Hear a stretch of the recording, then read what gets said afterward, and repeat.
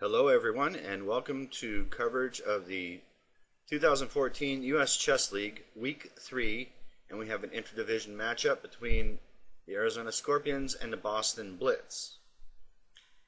Now I'm going to give you a spoiler right off the bat, so plug your ears for 3 seconds if you don't want to hear, but it ended up in a 2-2 tie. But it got there in a very strange way. So these are some entertaining games we're going to look at. Even the losses for Arizona and the losses for Boston, they're just totally entertaining games. The first game we're going to look at is between Krasik playing for Boston, has the white pieces, and Matt Noble for Arizona is playing black. I've known Matt for a while now. He's a very strong player, very dedicated person. He's a real team player. You can see it in his persona. He's steady, stable, and he's a good player. But I think he had a bit of nerves on his first night out in his debut in the U.S. Chess League, which is unfortunate. Krasik has been playing for quite a while in the league, so he's got the experience. This is nothing new to him. Matt plays in this game after d4, knight f6, c4, g6, knight c3, bishop g7, and we have a King's Indian. I didn't know he played King's Indian, but I do know now. Alright, knight ge2 is played. The Kramer, and now Matt opts for a kind of hybrid of two systems here. I don't really like it, and I actually fell into this against Boris Ratner and ended up losing a pawn, but it ended up winning the game by the time all was said and done. But I think the best thing to do here is not to castle, but rather to play your c6, a6 ideas as he does in the game. And the reason is, when you're working with the burn structure, the burn is usually played. Alright, let me explain the burn real quick. In the shortest explanation I can give you about the burn, black wants to try this pawn assault on the queen side with c6, a6, b5. Piece placement is very particular in this arrangement too. And this is usually played against the Samish, where the move f3 has been played. So that pawn structure for black we were looking at against the Samish is very good. And in those lines, black does not castle, at least not early. I mean, it may be as late as move 20, 22, somewhere around there before black castles. Oddly enough, the king is quite safe in the center. And you get into difficulties when you start mixing two different plans, like the Dragendorf. I don't have faith in the Dragendorf for black. I just don't. I think it's misplacement of the pieces. And such is the case here for black playing the burn. If you castle and then he plays, f3 at some early point, then you're going to get a Samish where you've castled and you've changed the whole character of the burn. So castles was played by Matt, and bishop g5, and now c6 was played, and now f3 was played. And this is actually a novelty. I don't think it's really that big of a novelty because it can transpose into... By the way, when I say novelty, I'm working on my database of 2,300 and up players from TWIC. I'm not even going to the big database, so this is just for more modern theory. f3, we have a Samish with bishop g5 thrown in. Now, the thing is black is still trying to play a burn variation, so we got, like I said, a hybrid here. Previously, queen to d2 has been played, but f3 looks quite logical. And okay. Now, a5 does not fit in with the plan of the burn at all, really. So Matt's off on a different course here. And I think white's already clearly better here, but that's often the case with the King's Indian. I think h5 is a good prophylactic move here for black. I think he can get away with it. I don't think white really has a tremendous attack. Because one thing black can do in this sort of position is he can always play his rook to h8 and his king back to g8 if the pressure comes too great. Okay, so queen c7, h5 now. Okay, I think white's clearly better in this. So h5 here I think was a must move for black. Okay, so now g5 is played. The alternative is to take, but this is not good at all because of g4, and then we get a pretty typical Yugoslav attack. But knight takes h5 is too risky, so Matt tried to close things up with g5, but we can see that there's just too many pawn levers for white on the king's side. This is not going to end up well for black, I have a feeling. King to b1, e5, just trying to button down the hatches, and d5 is played. And I think the trades here are appropriate. Otherwise, black's going to be devoid of any play whatsoever. Bishop d7, knight g3, knight c5, rook c1. I'm going through this pretty quick because, it's pretty obvious development moves from all points of view here, so no need to dwell on any one particular point here. We got to look at some facts, though. White's ready to trade off his bad bishop for black's good bishop. Not a good thing. So black has to play somewhat aggressively here. If he's going to keep knights on the board, he can afford to loosen up his pawns a little bit. So he plays a4 here, which I found was an interesting idea. Now, Krasik takes on d7, and now taking on d7 with the f knight I think would be a bit of an error. Matt took with the queen, which is good. And now knight f5. See a hole, jump into it. Knight e8. Queen e2. Rook a5. This is only move 21, and Matt was already well on time. I can't remember how Krasik was doing, but it was just not looking good for black at this point. So he's trying to drum up business any way he can. So these moves are rather obvious. He trades on c5. I wasn't sure about that. D takes c5 actually looks like it's playable.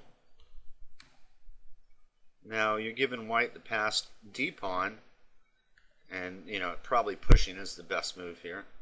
And now I think a3 is a good move for black. But after knight to d5, I think white's still got a comfortable position, slight edge. But it was worth a shot. But Matt's trying to work some magic and kick up some counterplay on the queen side with rook takes. Now a3 just shuts down black's play. So now black will have to have some forcing combination to cut through on the queen side, whereas white is getting ready to start his own assault on the king side. Yeah, see, the knight comes to b4. It's a pretty good lockup. The knight can come to c6. This is just a wonderful position for white. The trade of rooks happens, and now Matt makes a horrible, horrible mistake here. And this is brought on by time pressure. He should play rook to b8, and white's clearly better here, and it's going to be a tough battle. I don't know if black can hold it, but he does have chances to hold it here. But after knight takes h5, it's just over. This is so sad. I don't know what the time situation was. I do know that Matt was a bit short of time, but not that short of time. And after queen h2, we can see it's all over. What's the problem here? Well, if he tries king to g6 to hold on to the knight, well, rook h1 is just going to win the farm. And probably best here is to just take on g3, say, okay, well, I got 2 pawns for it, but I think white's still clearly winning after that. But Matt tries knight to g7, and perhaps he didn't see a couple of these little moves that white's own knight can play. Knight to g4, very nice move. Bishop retreats, doesn't matter if it's protected or retreats.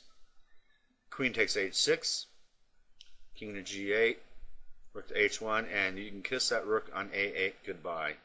Matt tried f5, doesn't really matter because after queen, I think he resigned at this point after queen h8, because what's going to happen here is he's not going to get the knight on g4, because after king f7, forced, you have knight to h6 check.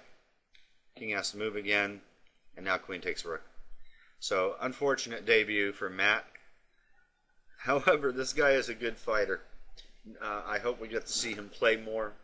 I don't think you're going to see the same kind of result. I think his jitters are going to be over now. Matt's a good player, so don't judge him by this one game. Alright, so Arizona, this was not the first game to finish. We'll look at that game next. Okay, for our second game, we're going to have Shmailov for Boston playing white. He's rated 2473, and Mark Ginsburg playing black. Okay, we're going to go through the opening pretty quickly here. So we got a kind of Maroczy bind here. The pawns on e4, c4 type thing. And I love these positions from the white side. They're very difficult to play with black. However, Mark does play a good opening here. I thought he got the opening advantage starting from this point here. And bishop c2 was played, and now c6 is actually a novelty The move that had been played before was bishop h6, and I thought that's what Mark was going to play, but he played c6. Knight g3, and now I thought queen h4 was an idea with the idea of castling a bishop h6. I think black's a little bit better here. Mark played bishop h6 right away, queen to e2. f4 just looked a little risky because black can throw in f5, and you got some interesting complications here. But okay, queen e2, bishop f4. Okay, I was starting to lose the thread of things here. I didn't know what was going on. I was like, why not queen h4 here? And now, there's an interesting line. I don't know if Mark had seen it or not, but I was looking at this, and it actually comes up on the computer analysis when I ran it through BlunderCheck. h3, knight e3. That's the surprising move, but it's not so surprising when you see the formation, the constellation of the white pieces and pawns on the king side. And the point is, after takes, then you got queen takes, check, queen f2, queen takes e3, queen takes, bishop takes, rook to d1. Black is up a pawn, but it's basically a pretty level position, and black's maybe a little bit better here. But I thought this was a very nice way for black to proceed, because at least black can lay siege to that isolated e-pawn for a long time to come. Mark didn't do that. I'm sure he looked at it. Bishop f4, bishop c1, bishop takes. I didn't like this either. I thought queen a5 was a nice try. Maybe black can hold the edge after, say, bishop to d2. And now we can try taking on h2. And then rook takes and bishop to g4. Another very interesting line. A lot of interesting stuff here. Does he get enough compensation in this? I'm not sure. I've never really looked at it, but it's something of interest. I think the main point being, if white plays queen to f1, now that would be very dangerous because black can then maybe play d5 here. I guess that looks like a good move. Or bishop takes d2 first, one of the two. But black's starting to open things up with the white king in the center. And being an Evans Gambit player, I know it's well worth a piece. It's certainly well worth a piece. So, it was something to try. But I think that white could even play... Can he play knight to d5? Yeah, he can play knight to d5. Hits the queen with the bishop. Do we trade? I was hitting the bishop on f4 too. Oh, but we're still hitting the queen. So, yeah, you can play queen to d8. Well, I think that white is forced now to take here. Knight g takes e2. If this knight takes, then knight to g4, black's continuing to mount the pressure up here. So I don't know how I'd call this. I'd say that black has definitely compensation for the material difference. Got the queen for 3 pieces. King's still stuck in the center. Black's got the initiative still yet. Yeah, I think I'd like black here. So it's a very complex position. Going back to the game, Mark didn't go in for that at all. Even just queen a5, bishop d2, without the sack here is, h5, b5, there's things like that. But the sack is very interesting. But in the game, Mark just played bishop takes c1. And this looked pretty level to me, but in truth, I think white's a little bit better here. And now, I think knight f6 should have been played. Mark plays queen h4. But there's no problem with that move either. h3, and now knight h6, queen e3, g5. I thought f5 gave good chances to equalize here, or at least maintain equality. After pawn takes, knight takes, bishop takes, rook takes. Black is certainly no worse here. Okay, but Mark played g5. I move rook to d1, rook to d8, c5. Very nice play by Shmilov here. And queen f4 was played. Maybe f6 is a little better.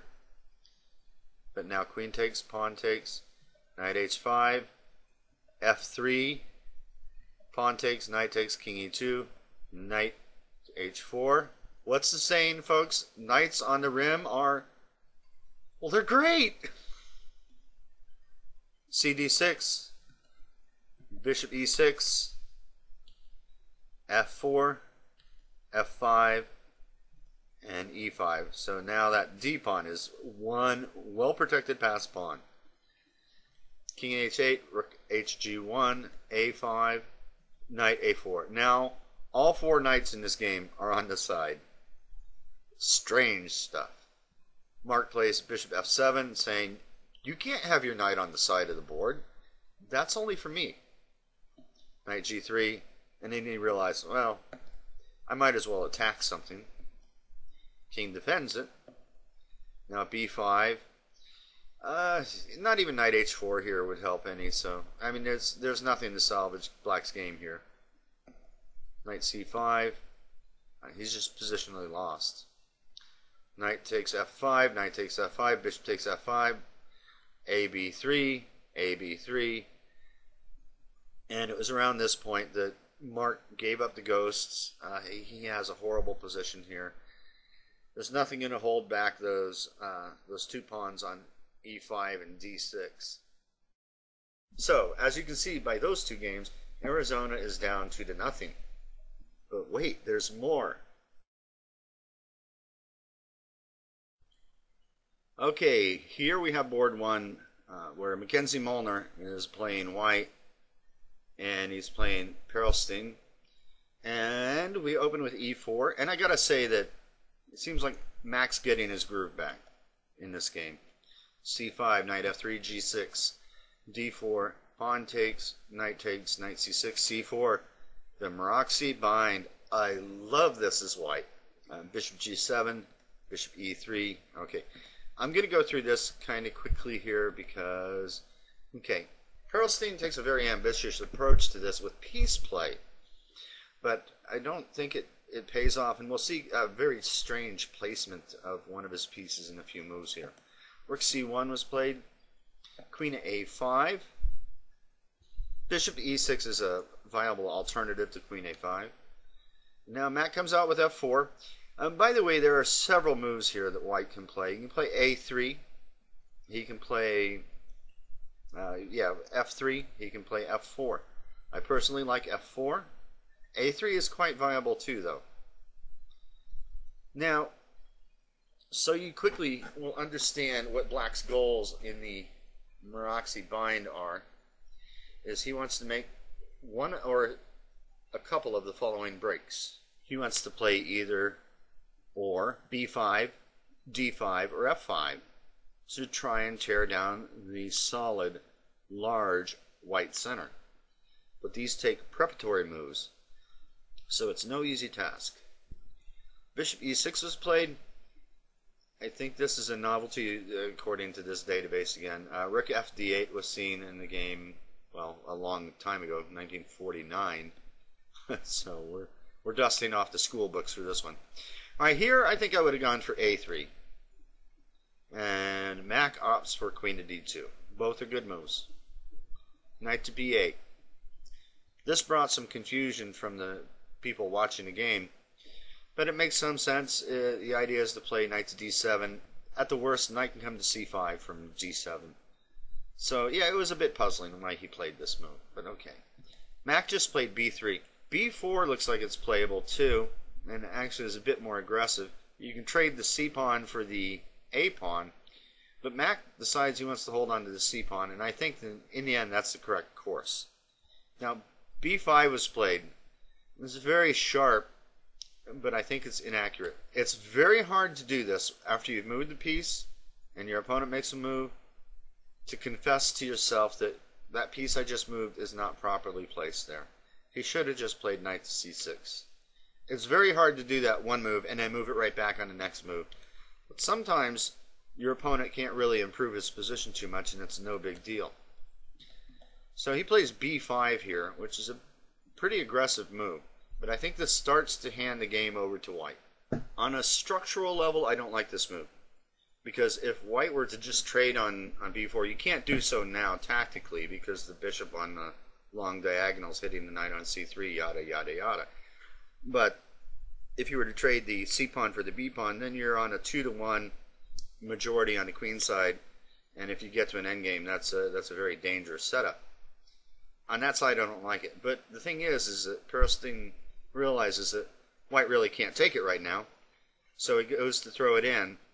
But it's not really a pawn break in this situation. With a pawn on a6, maybe you could leave it there and fool around with it a bit, leaving it on b5. But after Mac's move, and he plays a nice move here, plays knight to d4. And I thought this was a very nice move. Now the threat is to take the pawn, and a6 doesn't work. So Perelshteyn has to push the pawn. So he's lost one of the three possible pawn breaks. Remember I mentioned earlier it was b5, d5, or f5? Well, b5 was played, but to no effect. And now he's going to be left with just trying to get in d5 or f5, and that's not going to happen. So now, after b4, of course, I predicted that Mac would move the knight, and he did. Bishop takes d5 was played.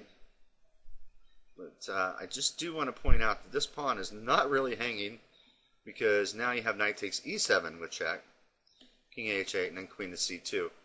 And we get something similar to this in the game, but that line is just much better for white.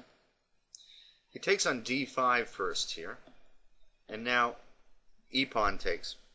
Otherwise that pawn on e4 is just going to hang. Perelshteyn jumps into e4 with the horse. He plays queen to d3. Now everybody thought that knight c3 was going to be played, and indeed it looks to be like it is the best idea. But Perelshteyn mixes things up and plays knight to c5. Okay, now Mac moves his queen to c2. Now e5. I just about fell out of my chair after this. I couldn't understand this move at all. Okay, now we talked about these breaks.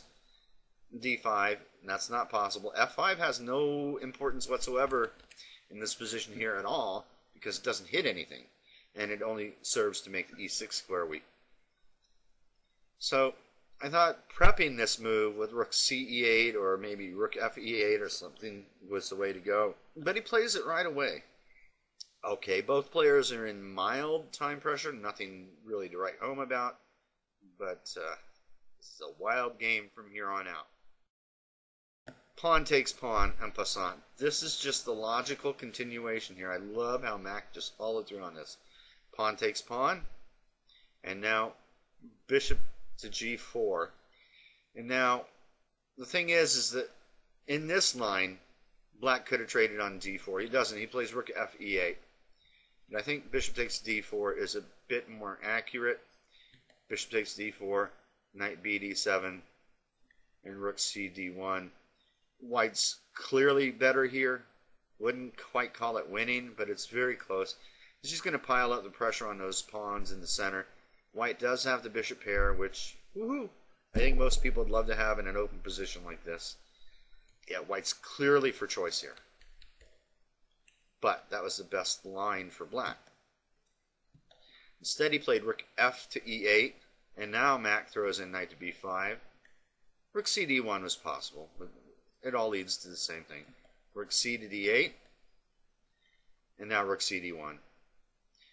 And here, I think that you'd have to say that this is turned into a winning advantage for white at this point. The rest, they say, is technique. And Mac lays it on like he's upgrade with 2 Ds, lays on a double dose of technique. Shows very fine form. Perelshteyn plays bishop f8. Queen b6 is probably better, but I think that black is fighting ghosts here. He's not going to be able to hold this, I don't believe. h4, I really love this move. He's going to start putting pressure on the king side now, because a lot of his pieces are on the queen side, and these pawns on the e6 and d6 squares kind of block his forces from getting in quickly on the king side. Not that white's going to have a devastating attack on the king side, but it's enough to show that white is going to dominate over there soon. So after h4, plays a6 to kick the knight. You know, I can't really recommend any improvements.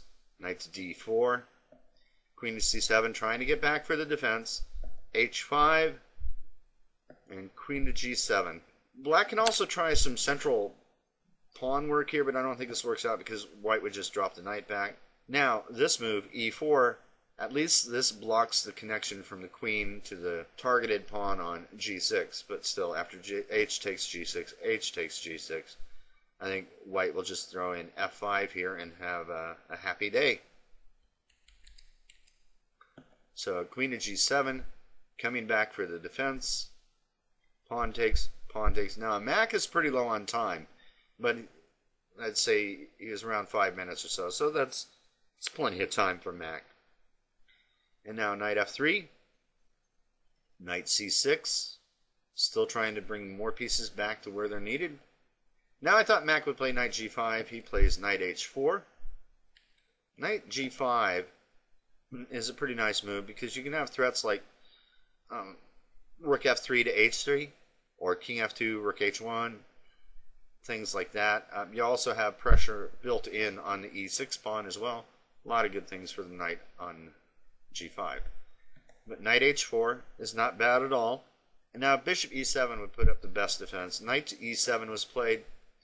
Let's just go look at bishop to e7. The idea is you're hitting that knight. He takes the pawn. Bishop f6. You get a more active placement for your bishop at least. Bishop takes c5. dc5. Rook takes d8. And now, if rook takes d8, that's quite clear. If rook takes d8, then bishop takes e6 check. And it's all over for black. The king's got to go to h7, and there's all sorts of nasty uglies with a discovered check that can be played. And rook f3 as well. I mean, it's just raining crap. So bishop takes d8 would have to be played, and we can see this position just clearly favors white. White's a pawn up, but more than that, he's got better pieces. He's got the initiative, and black's got weaker pawns. Queen side's going to fall. So that was bishop e7, and I think Perelshteyn saw that and said, you know, that's not tenable, so he tried knight to e7 to defend the g6 square. But now, nice little combination here. Pause the video and see if you can find what Mac played. It's a nice forcing line of a few moves, but it leads to a clear win. Clear win of material. So, pause the video, I'll give you 5 seconds here, see what you can find.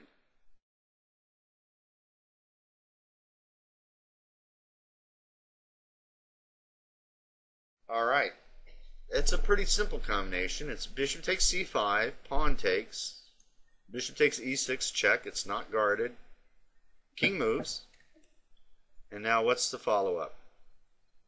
Well, good for you if at the beginning of this little quiz you saw bishop to d7. White snagged the pawn, and now he's winning the exchange. Perelshteyn played queen f6, bishop takes e8, rook takes, g3, and g5, trying everything he can. Trades made, king to g2, ready to bring the rook over, bishop g7, rook to f7, king to g8, rook df1, rook to d8, now knight f3, Perelshteyn offers a trade of queens.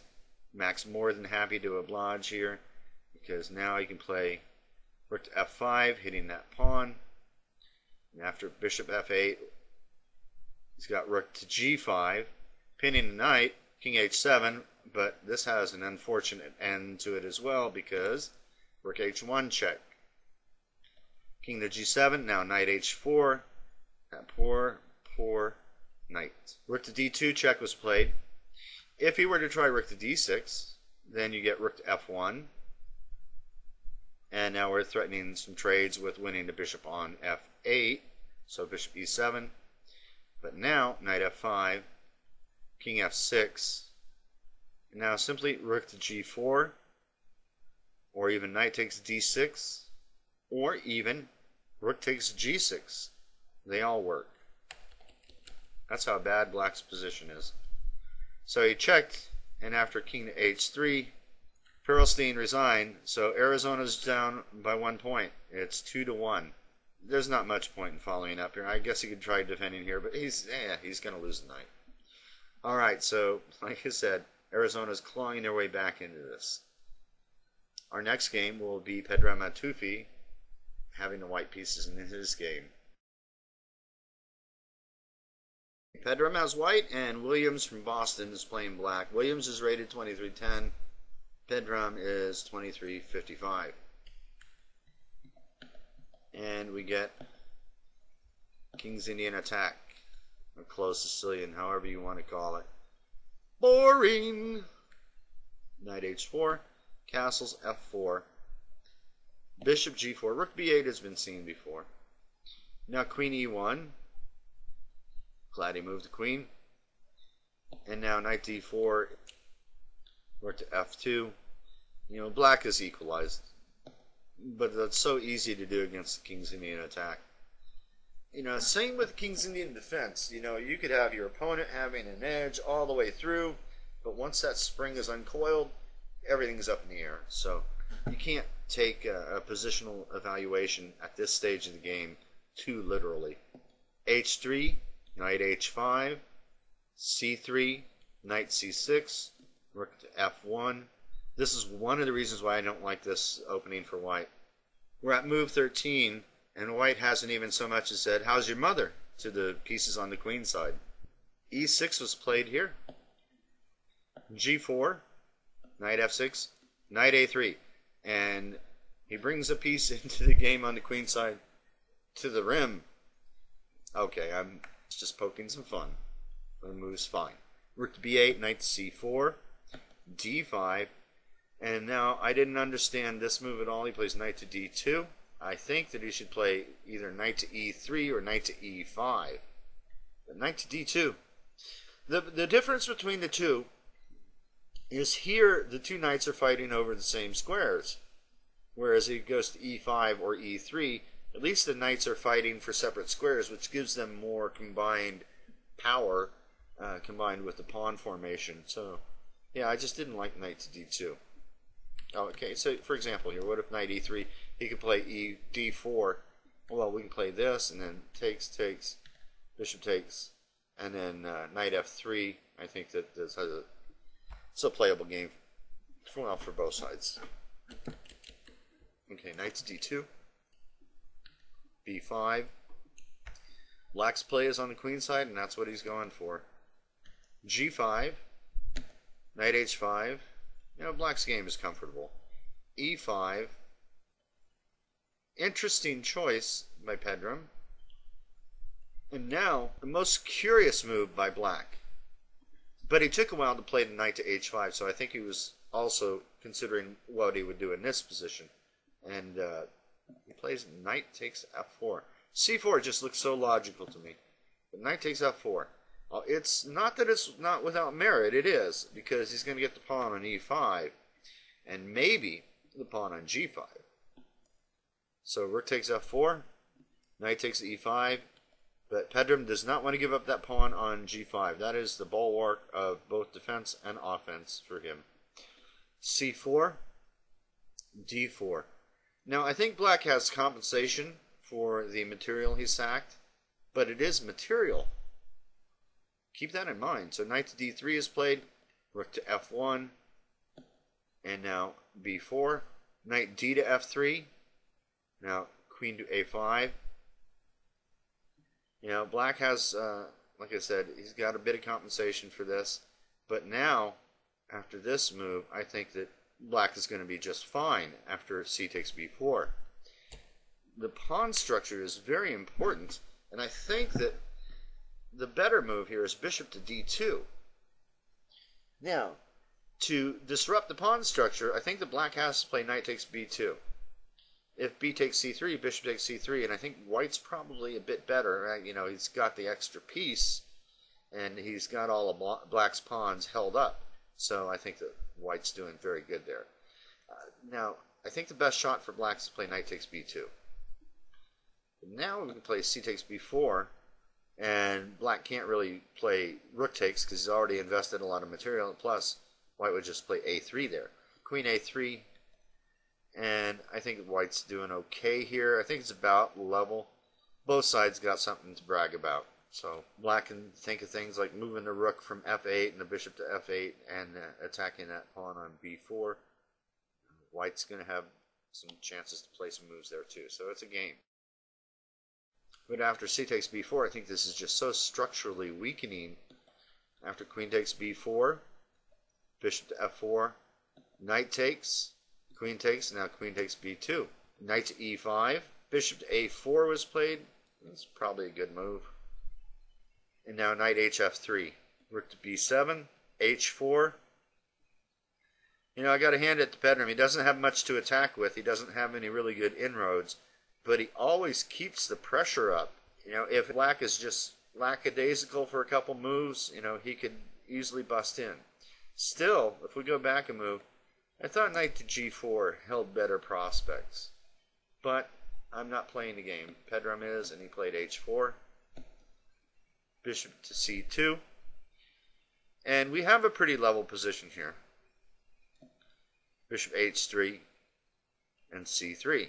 So at least we're noticing that white's not getting run off the board after that sacrifice. And it was a positional knight sacrifice for 2 pawns. And it's actually turned in 3 pawns in the long run here because he gave up the pawn on b2. Alright, so rook ac1 was played. Bishop to e4. Knight to c4, hitting the queen. Kind of an odd move. I like knight to g4 here again. The idea is you're ready to come into f6.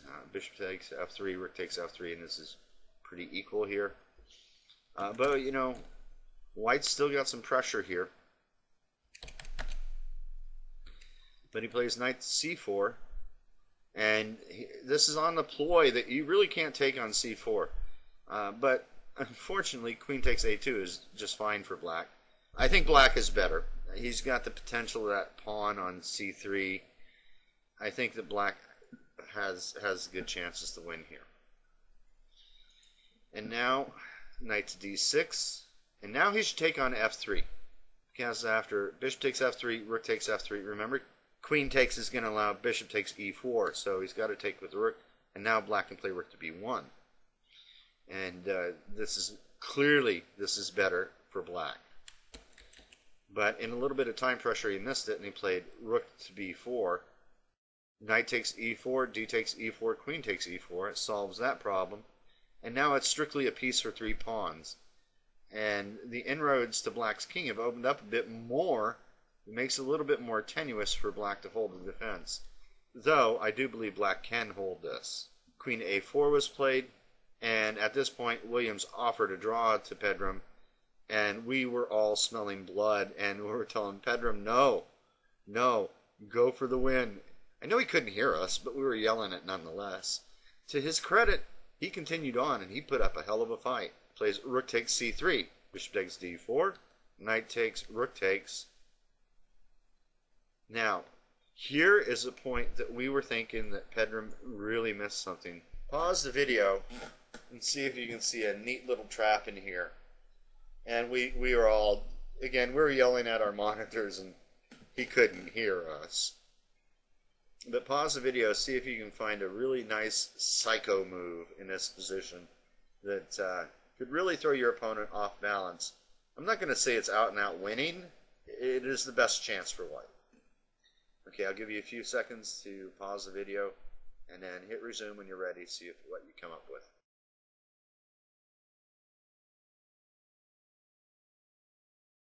Okay. We were all wanting him to play queen takes e6. He did not play this. What's the point of this madness? Well, given the time pressure situation, Williams may well have played what everybody would have to look at is pawn takes.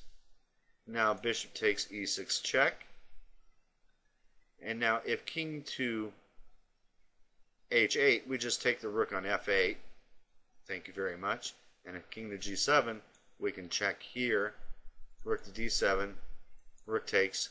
And black's best here is to play queen takes and then bishop takes. And this is just clearly winning for white. Pretty cool stuff, huh? But Pedram was staring at this position for a bit. Did he find a fly in the ointment?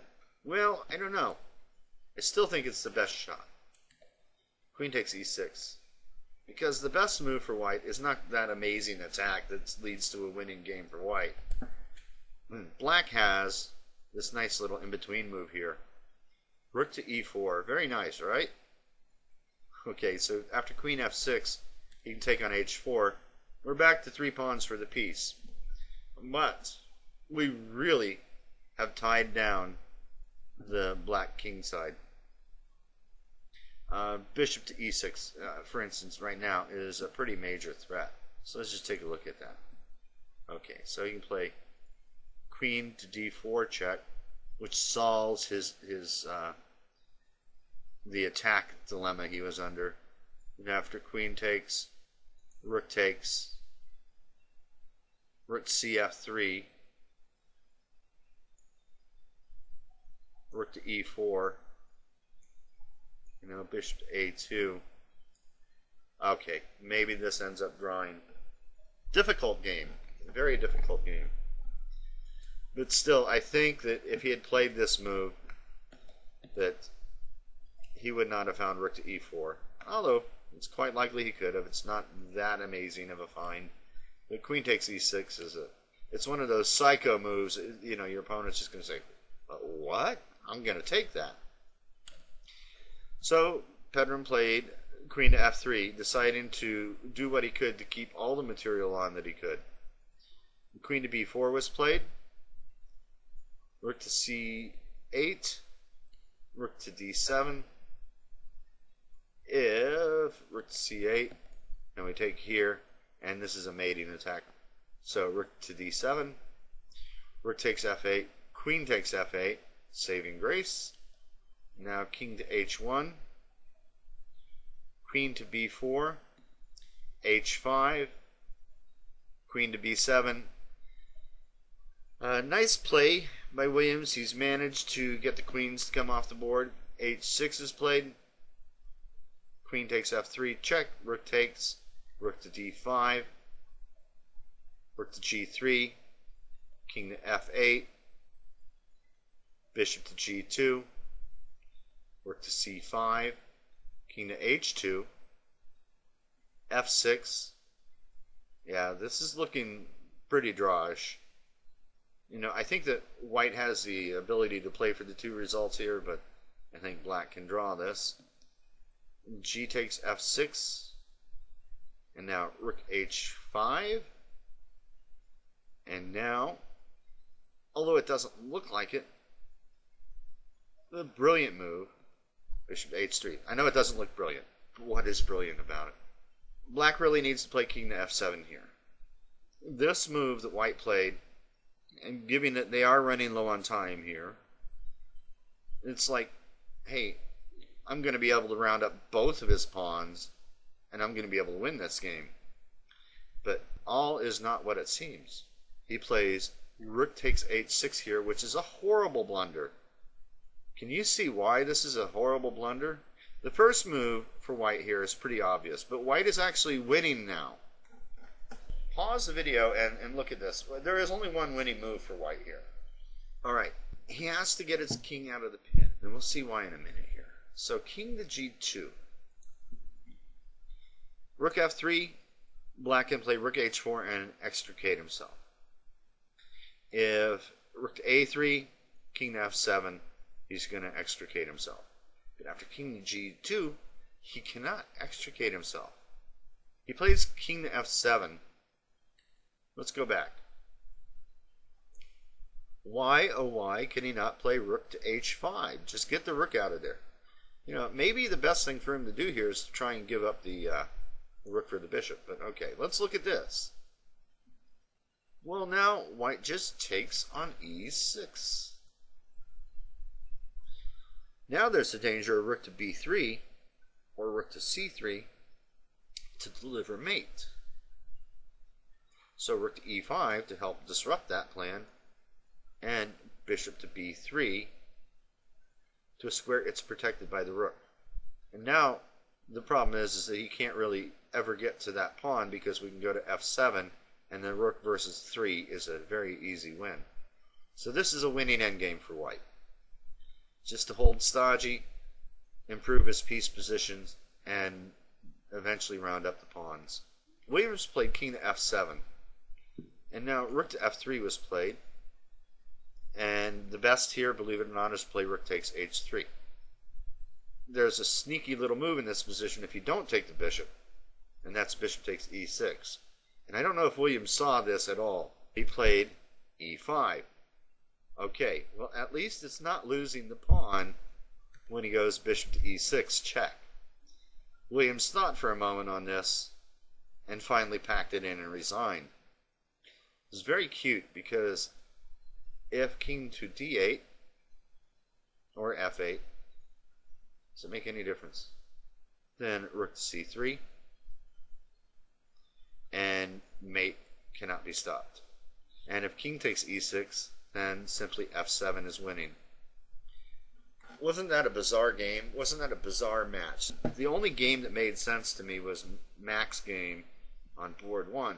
It was the only one that made sense to me. Everything else just, I don't know, bad juju. But Arizona ends up tying the match 2-2. 4 games, 4 decisive results. Now, it was interdivision play. The thing is this year, interdivision play actually has some bearing on what's going to happen at the end of the season. From what I understand, whoever does best with the interdivision play is going to be the division that will be given a wild card for the playoffs. So that's a nice little incentive to do better in your interdivision play. So Arizona held up their end of the bargain at least and managed to draw the match. I don't know how the others turned out, but you can always go to the uschessleague.com. Yep, that's right, uschessleague.com, and you can go to the standings and see where everybody's at. And then you can go to the schedule, see when they're playing. So let's see, next week, week 4, we got the Scorpions are going up against Los Angeles Vibe. So that should be an interesting matchup. All the league play is now interesting, although Dallas is pretty impressive. How did Dallas do? Oh, by the way, if you look at the top here, you can go and follow the team's stats from that. How did they do in their last matchup? Oh, they haven't played the Connecticut Dreadnoughts. They're playing tonight, so I got to check that out. That's it for this video. I told you there were going to be some wild games to look at. You can download the PGN also from the US Chess League site and have a look at the games yourself. A lot of fun stuff. I love the Maroxy bind that Mac played against Perelshteyn. That was just a beautiful game. Alright guys, that's it for now. Until next week, good luck.